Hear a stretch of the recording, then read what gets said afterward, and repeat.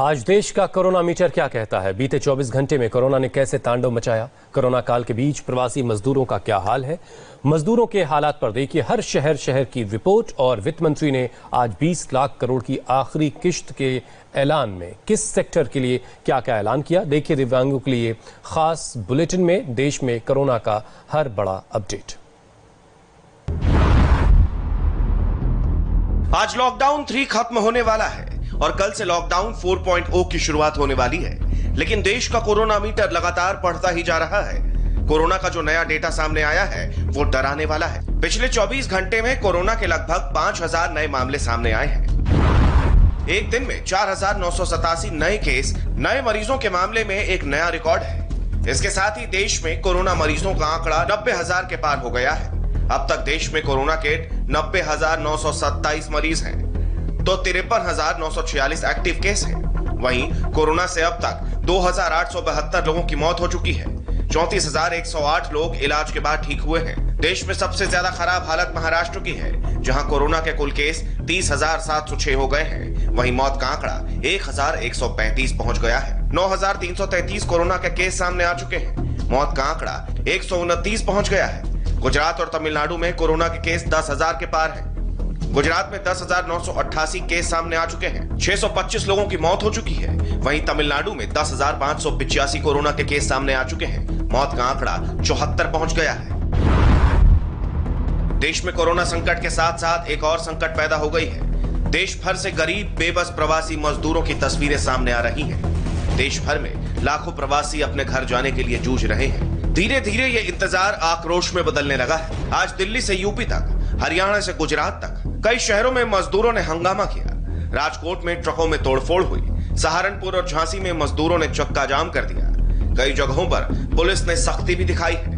UP के शामली में truck वालों ने मनमानी किराया वसूला तो मजदूरों ने हंगामा कर दिया। यूपी के सहारनपुर की ये तस्वीरें देखिए।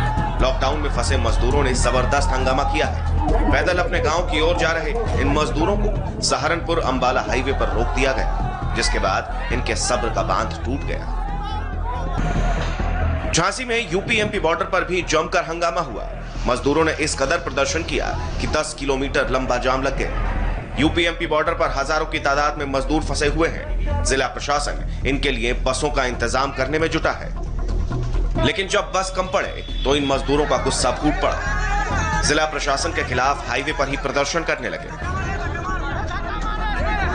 मजदूरों के हालात की एक और चौंकाने वाली तस्वीर दिल्ली गाजियाबाद बॉर्डर से सामने आई। दिल्ली की तरफ से आ रहे मजदूरों को यूपी बॉर्डर पर रोक दिया गया, जिसके बाद देखते ही देखते मजदूरों की भीड़ जमा हो गई। फिलहाल मजदूरों ने फ्लाईओवर के नीचे शरण ली है।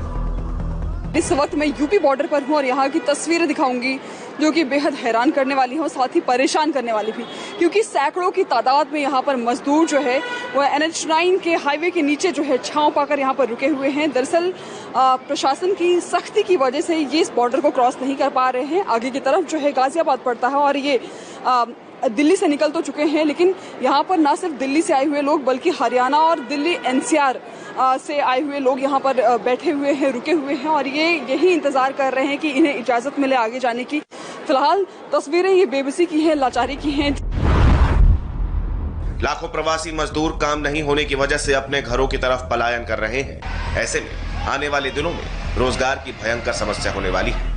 ऐसे में आज वित्त मंत्री निर्मला सीतारमण ने रोजगार के इंतजाम के लिए बड़ा ऐलान किया है। 20 लाख करोड़ की आखिरी किश्त के ब्रेकअप में वित्त मंत्री ने बताया मनरेगा के लिए 40,000 करोड़ और दिए गए हैं। मनरेगा का पहले से 61,000 करोड़ रुपए का बजट है। इससे प्रवासी मजदूरों के लिए रोजगार की संभावनाएं बढ़ेंगी। इसके अलावा हेल्थ सेक्टर के लिए भी कई घोषणाएं की गई। स्वास्थ्य सेवाओं पर सरकार खर्च बढ़ाएगी। शहरी और ग्रामीण इलाकों में हेल्थ सेंटर सुधारे जाएंगे। हर जिले में संक्रमित बीमारियों का एक अलग ब्लॉक बनेगा। ग्रामीण इलाकों में ब्लॉक लेवल पर पब्लिक हेल्थ लैब बनेंगे। एजुकेशन सेक्टर के लिए PM ई-विद्या प्रोग्राम की शुरुआत की गई।